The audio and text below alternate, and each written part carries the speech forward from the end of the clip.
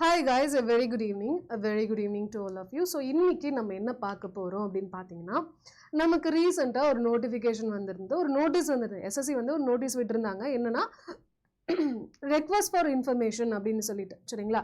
So அந்த நோட்டீஸில் வந்து நிறைய இன்ஃபர்மேஷன் கொடுத்துருந்தாங்க. அதெல்லாம் பார்க்கும்போது நம்ம ஆஸ்பிரன்ஸ் என்ன பயம் இருந்துச்சு அப்படின்னு பார்த்தீங்கன்னா அப்போது எஸ்எஸ்சி ஸ்டாஃப் செலெக்ஷன் கமிஷன் வந்து என்ன பண்ண போகிறாங்க, வெண்டர் மாற்ற போகிறாங்களா. அப்போ வெண்டர் மாற்றினாங்க அப்படின்னா நமக்கு சிலபஸ் மாறுமா, எக்ஸாம் பேட்டர்ன் மாறுமா, அப்போது டிஃபிகல்ட்டி லெவல் மாறுமா, அப்போ அதுக்கேற்ற மாதிரி நம்ம ப்ரிப்பேர் பண்ணணுமா, என்ன பண்ணணும் ஏது பண்ணணும்னு சொல்லிட்டு நிறைய பேர் பதறிட்டு இருக்கீங்க தெரியும். ஸோ அவ்வளோ எமோஷன் ஆக வேண்டாம் சரிங்களா. ஸோ இந்த வெண்டர் சேஞ்ச் அந்த நோட்டிஃபிகேஷன் என்ன, அந்த நோட்டீஸ் எதுக்காக விட்டாங்க, அந்த நோட்டீஸ் எதை பற்றி அண்ட் அது மூலியமாக என்னென்ன சேஞ்சஸ் நடக்க போகுது அப்படின்றத இந்த செஷனில் பார்த்துடலாம் சரிங்களா. ஓகேப்பா. ஸோ ஃபர்ஸ்ட் ஒன் பார்த்தீங்கன்னா வெண்டார் மாறுவாங்களா அப்படின்னு பார்த்தீங்கன்னா வெண்டார் மாறதுக்கான சான்சஸ் இருக்குதான், இல்லைன்னு சொல்லலை சரிங்களா. ஆனால் இப்போ எஸ்எஸ்சி விட்ட நோட்டீஸ் வரைக்கும் பார்த்தீங்கன்னா அது வந்து என்னது வெண்டார் மாறினா கண்டிப்பாக மாறுமா இல்லையான்றது டெஃபினட்டாக இப்போ ரைட் நோ நம்மளால கெஸ் பண்ண முடியும் சரிங்களா. பட் அதுக்காக நம்ம பேனிக் ஆகணுன்ற அவசியமும் கிடையாது, கன்ஃபியூஷன் ஆகணும்னு அவசியமும் கிடையாது. ஸோ என்ன ஃபேக்டோ அதை பற்றி மட்டும் பார்க்கலாம் சரிங்களா.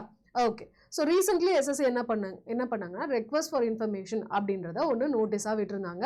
ஸோ இது வந்து எக்ஸாம்ஸ் கண்டக்ட் பண்ணுறதுக்கான ஒரு நோட்டீஸ் ஓகேங்களா. ஸோ இதுக்கு வந்து புதிய டெக்னாலஜிஸ் எதனா இருக்கா, அந்த டெக்னாலஜிஸ் மூலியமாக நம்ம எதனா பண்ண முடியுமா அப்படின்னு சொல்லி கேட்கறதுக்காக விட்ட நோட்டீஸ் சரிங்களா. ஸோ இதில் வந்து நிறைய ஆஸ்பிரன்ஸ் கேட்கக்கூடிய விஷயம் என்னன்னா வெண்டார் மாறுவாங்களா சரிங்களா. எஸ்எஸ்சி வந்து ஆன்லைனுக்கு பதிலாக வீட்டில், அதாவது எக்ஸாம் சென்டர் போய் அட்டன் பண்ணுறதுக்கு பதிலாக வீட்டிலேருந்தே அட்டன் பண்ண முடியுமா, இப்போ எம்பிஏக்கெல்லாம் நிறைய எக்ஸாம்ஸ் வைக்கிறாங்கல்ல அந்த மாதிரி ஆயிடுமா அப்படின்னு சொல்லி கேட்குறாங்க. அதாவது எக்ஸாம் பேட்டர்ன் மாறுமாப்பா அப்படின்னு சொல்லி பயப்படுறாங்க. சிஜிஎல் சிஹெச்எஸ்எல் எம்டிஎஸ் இந்த 2026 நடக்க போதில்ல, அப்போ கேலண்டர் விட்டு மறுபடியும் கேலண்டர் ரிமூவ் பண்ணுறதுக்கு காரணம் இதுதானா அப்படின்னு சொல்லி நிறைய பேர் பதறிட்டு இருக்கீங்க தெரியும். ஸோ டீட்டெயிலாக பார்த்துலாம். ஃபர்ஸ்ட் என்னன்னு பார்த்தீங்கன்னா February 24 அன்னைக்கு என்ன பண்ணியிருக்காங்க, ரெக்வஸ்ட் ஃபார் இன்ஃபர்மேஷன் அப்படின்றத விட்டாங்க. இது விட்டதுக்கு காரணம் என்னன்னா புதிய டெக்னாலஜிஸ் எதுனா இருக்காப்பா, டிஜிட்டலி என்னது எக்ஸாம்ஸ் கண்டக்ட் பண்ணுறதுக்கு புதிய டெக்னாலஜி இதெல்லாம் இருக்கான்னு எக்ஸ்ப்ளோர் பண்ணுறதுக்காக விட்டாங்க. அதே சமயத்தில் டிஃப்ரெண்ட் டெக்னாலஜிக்கல் சொல்யூஷன்ஸ் வேறு எதுனா இருக்கான்னு பார்க்கறதுக்காக விட்டாங்க. அண்ட் ஃபியூச்சர் பாசிபிலிட்டிஸ் என்னென்ன ஏது இப்போ ரொம்ப காலமாக நம்ம இப்படி தான் நடத்திட்டு இருக்கோம், பட் இதை தாண்டி இதுக்கு மேலே நம்மளால் வேறு எதுனா பண்ண முடியுமா அப்படின்னு சொல்லி ஒரு பாசிபிலிட்டிக்காக இது பண்ணாங்க சரிங்களா. ஸோ இது வந்து ஒரு டெண்டர் தான் சரிங்களா. This is not a tender or vendor change announcement சரிங்களா. ஸோ இது வந்து இன்ஃபர்மேஷன் தான் வாங்குறாங்களே தவிர இது மூலியமாக நாங்கள் அக்ரிமெண்ட் போட்டுக்கிறோம், நாங்கள் வெண்டரை மாற்றிக்கிறோம் அப்படின்ற மாதிரி எந்த ஒரு கன்ஃபர்மேஷனுமே கிடையாது. இது வெறும் என்னது இன்ஃபர்மேஷனை கேதர் பண்ணுறாங்க அவ்வளோதான் சரிங்களா. ஓகேப்பா. ஸோ ஒரு RFI அப்படின்னா ரெக்வஸ்ட் ஃபார் இன்ஃபர்மேஷன் அர்த்தம். ஸோ இது எதுக்காக விட்டுருக்காங்கன்னா டெக்னாலஜிஸ் கம்பெனிஸ்க்காகவும் சிஸ்டம் இன்டெகிரேட்டர்ஸ்க்காகவும் அண்ட் ரிசர்ச் இன்ஸ்டியூட்ஸ் அவங்களுக்கு தான் இந்த நோட்டீஸ் விட்டுருக்காங்க சரிங்களா. எதுக்குன்னா எதனா ஐடியா இருந்தால் புதுசாக இருந்தால் சொல்லுங்கப்பா, புதிய சொல்யூஷன்ஸ் எதுனா உங்களுக்கு டிஜிட்டல் எக்ஸாம் கண்டக்ட் பண்ணுறதுக்கு இருந்துச்சுன்னா எங்களை காண்டாக்ட் பண்ணுங்கப்பா அப்படின்னு சொல்லி சொல்கிறாங்க. இது மூலயமா எஸ்எஸ்சி பார்த்தீங்க அப்படின்னா வேற அடுத்து எதனா ஒரு டெசிஷன் எடுக்கிறதுக்கு அது புதிய எக்ஸாமோ அல்லது புதிய ஸ்லாட்டோ இல்லது எல்லாத்துக்கும் காமன் எக்ஸாம் ஒன்று அதுக்கப்புறம் லெவல் 2 லெவல் 3 மட்டும் மெயின்ஸ் எக்ஸாம் மட்டும் Tier 2 மட்டும் திரும்ப எழுதிக்கலாம், Tier 1 ஒரே ஒரு வாட்டி எழுதினா போதும், இதோட வேலிடிட்டி 1 year அந்த மாதிரி சம்திங் இருந்துச்சு இல்லையா. ஸோ அந்த மாதிரி எதுனா நம்ம ஆரம்பிக்கலாமா அப்படின்ற ஒரு என்னது பிரெயின் ஸ்டார்மிங் செஷனாக தான் இது கேட்டிருக்காங்க சரிங்களா. ஓகே. ஸோ எஸ்எஸ்சி பார்த்தீங்கன்னா millions of candidates all over India exam conduct பண்ணுறாங்க. ஸோ அதில் வந்து அவங்களுக்கு நிறைய சேலஞ்சஸ் இருக்குது. கேண்டிடேட்ஸ் வருஷத்துக்கு வருஷம் அதிகமாகிட்டே இருக்காங்க சரிங்களா. அதே சமயத்தில் செக்யூரிட்டி கன்சர்ன்ஸ், அங்கே வந்து ஒருத்தனும் எக்ஸாம் எழுத வரானா இல்லை சீட் பண்ணணுன்ற எண்ணத்தில் தான் வரானான்னு தெரியல, அது ஒரு பிரச்சனையாக இருக்குது. சீட்டிங் அண்ட் இம்பர்சனேஷன் ஓகேங்களா. ஸோ ஒருத்தனுக்கு பதிலாக இன்னொருத்தன் வந்து எக்ஸாம் எழுதிட்டு போகிறான், இந்த கதையெல்லாம் நம்ம கேட்டிருப்போம் கரெக்டாக. ஓகே. அதே மாதிரி லாஜிஸ்டிக் அக்ராஸ் மெனி சென்டர்ஸ், நிறைய சென்டர்ஸ்க்கு நம்ம இதில் நிறைய சென்டர்ஸும் அதிகமாக இருக்கிறதுனால அதை ஹேண்டில் பண்ணுறதும் கஷ்டமாக இருக்குது. அப்போ இந்த கஷ்டங்களை சரிங்களா, இந்த கஷ்டங்கள்லாம் ஓவர் கம் பண்ணுறதுக்காக தான் இன்னும் செக்யூரிட்டி, அதாவது எப்படி கண்டக்ட் பண்ணாலும் எதனா ஃப்ராட் பண்ணுறாங்க, பிரச்சனை பண்ணுறாங்க, கேஸ் போடுறாங்க, எக்ஸாமை தள்ளி போட்டுடுறாங்க, ரிசல்ட்டை தள்ளி போட்டுடுறாங்க. ஸோ இது வந்து தொடர்ந்து நடந்துக்கிட்டே இருக்குது.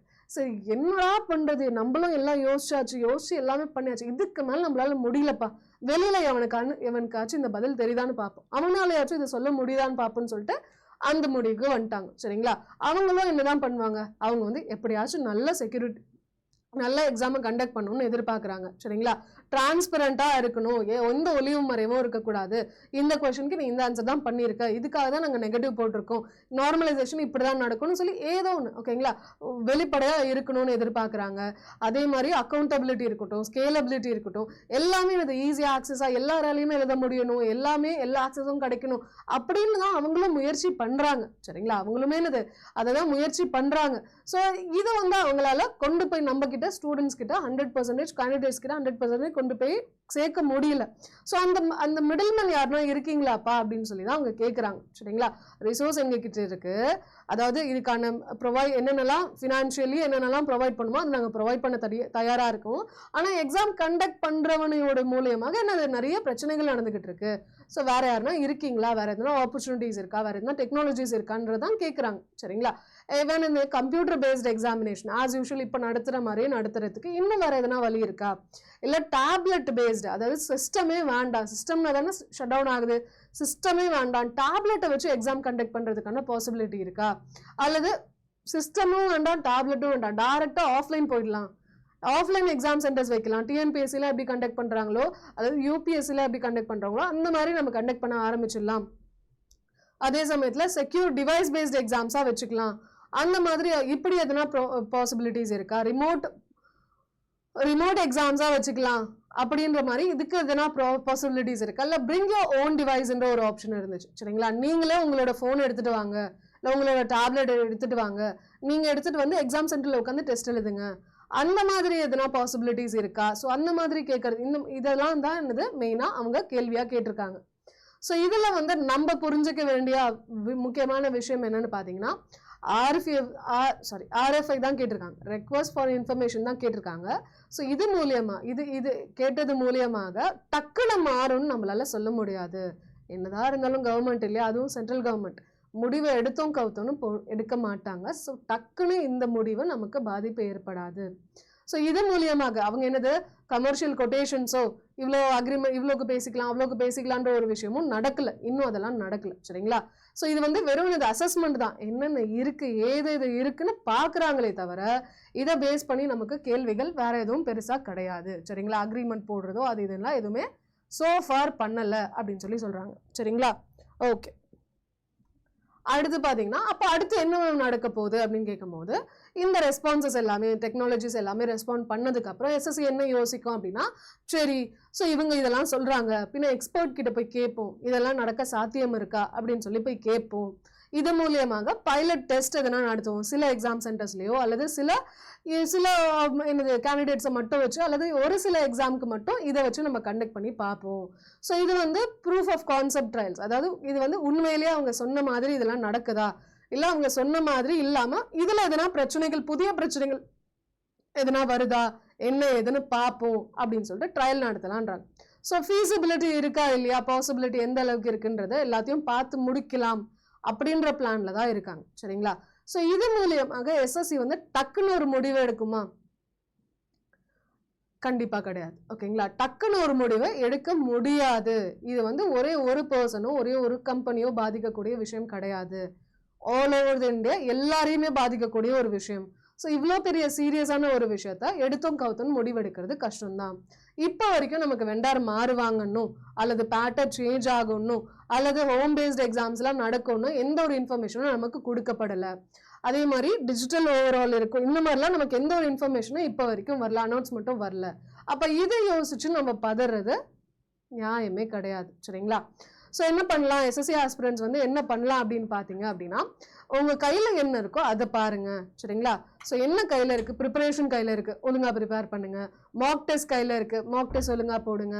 ரிவிஷன்ஸ் நம்மளால பண்ண முடியும், ரிப்பீட்டடா ரிவிஷன் பண்ணுங்க, ப்ராக்டிஸ் நிறைய பண்ணுங்க. இதெல்லாம் தான் நம்ம கையில இருக்கு. ஓகேங்களா? ஸோ வரப்போற எஸ்எஸ்சி சிஜிஎலுக்கான டேட்டோ அல்லது வெண்டார் மாறுவாங்க மாற மாட்டாங்கன்ற உறுதியோ எதுவுமே நம்ம கையில இல்லை. அப்போ நம்ம கையில இருக்கிறத நம்ம இன்னும் ஸ்ட்ராங் ஆக்கிக்கணும். இதெல்லாம் தான் நம்ம கையில இருக்கு. அப்போ இதை இன்னும் ஸ்ட்ராங் பண்ணிக்கோங்க. சரிங்களா? ஓகேப்பா. எவ்ரி இயர் எஸ்எஸ்சி பார்த்தீங்க அப்படின்னா improves its system to make exams. சரிங்களா? ஒரு வாட்டியும் எஸ்எஸ்சி என்ன பண்ணுது, அதோட சிஸ்டமை இம்ப்ரூவ் பண்ண தான் ட்ரை பண்ணிட்டு இருக்கு. ஸோ முன்னாடி வந்து நம்ம என்ன பண்ணுச்சு, டிசிஎஸோட பிரச்சனை இருந்துச்சு, எடிக்விட்டி மாற்றினாங்க. இப்போ எடிக்விட்டிலையும் பிரச்சனை வருது. அப்போ அதை விட எப்படி பெட்டர் ஆக்கலான்றத நமக்காக ட்ரை பண்ணிட்டு இருக்காங்க. சரிங்களா? நமக்காக தான் ட்ரை பண்ணுறாங்க. இன்னும் சேஃபாக எப்படி எக்ஸாம் கண்டக்ட் பண்ணுறது, இன்னும் வேகமாக எப்படி கண்டக்ட் பண்ணுறது, இன்னும் டிரான்ஸ்பரண்டாக எப்படி இருக்கிறது. ஸோ எப்பயுமே எஸ்எஸ்சி என்ன சொல்லுவாங்கன்னா ஸ்லோ தான்ப்பா, அதாவது எஸ்எஸ்சி ஸ்டாஃப் செலெக்ஷன் கமிஷன் பதிலாக இந்த ஸ்லோ சர்வீஸ் கமிஷன் சொல்லுவாங்க. ஏன்னா எப்பயுமே எக்ஸாம் நடத்துனாங்கன்னா போஸ்டிங் போகிறதுக்கு ஒன்றரை வருஷம் 2 வருஷம் ஆகுதுப்பா, வேலையில் போய் உட்காரத்துக்கு ரொம்பவே ஸ்லோப்பா அப்படின்னு சொல்லுவாங்க. ஸோ இந்த மாதிரியான பேரெல்லாம் மாத்துறதுக்காக இதை விட எஃபெக்டிவாக வேற எப்படி பண்ணுறது, இதை விட வேற அப்படின்னு பார்த்து தான் அடுத்தடுத்த விஷயங்கள் பண்ணிக்கிட்டே இருக்காங்க. சரிங்களா? ஓகே. ஸோ இதனால நம்ம என்ன பண்ணக்கூடாது, பதட்டம் அடையக்கூடாது, ஐயோ அப்படின்னு சொல்லிலாம் நம்ம பண்ணக்கூடாது. சரிங்களா? அப்போ என்ன பண்ணணும் அப்படின்னா டெய்லி ப்ராக்டிஸ் பண்ணுங்க, கான்செப்ட் இன்னும் கொஞ்சம் கிளாரிட்டி பாருங்க, மார்க் அனாலிசிஸ் நிறைய பாருங்க. ஸோ உங்களுடைய செலெக்ஷன் பார்த்தீங்க அப்படின்னா ப்ரிப்பரேஷனை பொறுத்து தான் இருக்கு, வெண்டாரை பொறுத்து இல்லை. இவன் எடுக்க போறானா, அவன் எடுக்க போறானா, அந்த கொஸ்டின்ஸ் வருமா, இந்த கொஸ்டின்ஸ் வருமா. நீங்க ஒழுங்கா படிச்சீங்க அப்படின்னா எந்த கொஸ்டின் வந்தாலும் ஆன்சர் பண்ண முடியுமா? உண்மை இதுதானே மேம். என்ன மேம் நீங்களும் இப்படி சொல்றீங்கன்னா, பட் இதெல்லாம் ஃபேக்டர். நம்ம என்ன படிச்ச, அதாவது அவன் எப்படி கேள்வி கேட்டாலும் நான் நல்லா படிச்சிருந்தேன்னா நான் ஆன்சர் பண்ணிடுவேனா? அப்போ அந்த மாதிரி படிங்க, அதுக்கான ஆப்பர்ச்சுனிட்டி என்னன்றதை பாருங்க. சரிங்களா? ஸோ நிறைய பேர் நிறைய பேசுவாங்க, அதெல்லாம் கேட்டுக்கிட்டு நமக்கு என்னது மைண்டு டிஸ்ட்ராக்ட் ஆகும். பட் ஃபேக்ட் என்னவோ அதை பார்த்து அதை நோக்கி போகும். சரிங்களா? பேசுகிற எல்லா பேச்சையும் கேட்காதீங்க. ஸோ காமாக இருங்க, கன்சிஸ்டண்ட்டாக இருங்க. ஓகேங்களா? உங்களுடைய எஸ்எஸ்சி செலெக்ஷன் வந்து பார்த்தீங்கன்னா ஆஸ் யூஷுவல் அப்படியே தான் தொடர போகுது, எந்த ஒரு பெரிய மாற்றங்களும் இருக்க போகிறது கிடையாது. இப்போ வெண்டர் மாறினாங்க அப்படின்னா நீங்கள் ப்ரிப்பேர் பண்ணுற வழி எதனா மாற்றுவீங்களா, இன்னும் பெஸ்ட்டாக பண்ணுவீங்களா? அதை இப்போவே பண்ணுங்க. வெண்டர் மாறுறதுக்கு எதுக்கு வெயிட் பண்ணுறீங்க? இப்போவே இன்னும் பெஸ்ட்டாக பண்ணுங்க. அப்படி இல்லையா, இப்போ இருக்க இதே ப்ரிப்பரேஷன் தானே ஃபாலோ பண்ண போகிறீங்க, பின்ன எதுக்கு நீங்கள் பயப்படணும்? பார்த்துக்கலாம். சரிங்களா? எது நடந்தாலும் பார்த்துக்கலாம். ஸோ நம்ம அட்டா 24/7 தமிழில் பார்த்தீங்கன்னா நமக்கு இன்னைக்கு சாயந்தரம் 4 மணிலேருந்தே ஃப்ளாஷ் சேல் வந்து ஆரம்பிச்சாச்சு. ஸோ இதில் பார்த்தீங்க அப்படின்னா நமக்கு டிஎன் மெகா பேக். சரிங்களா? டிஎன் மெகா பேக் பார்த்தீங்கன்னா ஃப்ளாட் 5299க்கு நீங்கள் ஜாயின் பண்ணிக்கலாம். இதில் 2 இயர்ஸ் வரைக்கும் வேலிடிட்டி இருக்குது. ஸோ இதில் ப்ளஸ் பாயிண்ட் என்னன்னா நம்மளுடைய எஸ்எஸ்சி எக்ஸாம்ஸாக இருக்கட்டும், TNPSC exams, banking, insurance, railway எல்லா எக்ஸாம்ஸுமே இதில் அடங்கிடும். ஸோ அடுத்து வரக்கூடிய 2 வருஷத்தில் நம்ம புதிய கிளாஸஸ் எது ஆரம்பித்தாலும் சரி, லைவ் கிளாஸஸ் எது ஆரம்பித்தாலும் சரி, ரெக்கார்டட் செஷன்ஸ் எது ஆரம்பித்தாலும் சரி, எந்த ஒரு டெஸ்ட் சீரீஸ்னாலும் சரி, எல்லாமே இதுக்குள்ளே வந்துடும். ஸோ நீங்கள் இதை மேக்ஸிமம் இதை யூட்டிலைஸ் பண்ணிக்கலாம். ஸோ பண்ணும்போது என்ன பண்ணுங்கள், கோடு கேட்கும் போது மட்டும் ஃப்ளாஷ் 20 போடுறதுக்கு பதிலாக Y350 கோடு போட்டிங்கன்னா இன்னும் ப்ரைஸ் கம்மியாகும். 5200 விட இன்னும் கம்மியாகும், 299 விட இன்னும் கம்மியாகும். சரிங்களா? ஸோ Y350 கோடை ட்ரை பண்ணி பாருங்க. ஓகே, சரிப்பா. ஸோ அது மட்டும் இல்லாமல் இப்போ எஸ்எஸ்சிக்கான ப்ரிப்பரேஷனில் இருக்கீங்க அப்படின்னா எஸ்எஸ்சிக்கான மெயின்மை ஃபவுண்டேஷன் 4 பேட்ச் பார்த்தீங்கன்னா நம்ம ஆரம்பிக்க போகிறோம். ஸோ இது வந்து சிஜிஎல், சிஹெச்எஸ்எல், எம்டிஎஸ், சிபிஓ எல்லா எக்ஸாம்ஸ்க்குமே ரொம்பவே யூஸ்ஃபுல்லாக இருக்கக்கூடிய ஒரு பேட்ச். ஸோ இந்த பேட்ச் பார்த்தீங்கன்னா நம்ம 31 மார்ச் தான் ஆரம்பிக்க போகிறோம். ஸோ என்ன பண்ணலாம்னா இதுக்கும் இது Y350 கோட் அப்ளை பண்ணீங்க அப்படின்னா மேக்ஸிமம் ஆஃபரோட நம்மளால என்னது இந்த பேட்சை உங்களால் கிளாஸ் லைவ் ஜாயின் பண்ணிக்க முடியும். மிஸ் பண்ணிடாதீங்க. சரிங்களா? ஓகேப்பா. நம்மளோட மொபைல் ஆப் இன்னும் யார் இன்ஸ்டால் பண்ணலையோ மறக்காமல் மொபைல் ஆப்பை இன்ஸ்டால் பண்ணிக்கோங்கப்பா. அண்ட் இதே மாதிரி செஷன்ஸ் மறக்காமல் என்னது வரணும்னு நினச்சிங்கன்னா நம்மளுடைய அட்டா 24/7 சேனலில் சப்ஸ்கிரைப் பண்ணாதவங்க மறக்காமல் பண்ணிவிடுங்க. அண்ட் லைக் பட்டன் போடாதவங்க மறக்காமல் போட்டுருங்கப்பா. அடுத்த கிளாஸில் அடுத்த லைவில் பார்க்கலாம். சரிங்களா? Thank you so much. Bye, take care.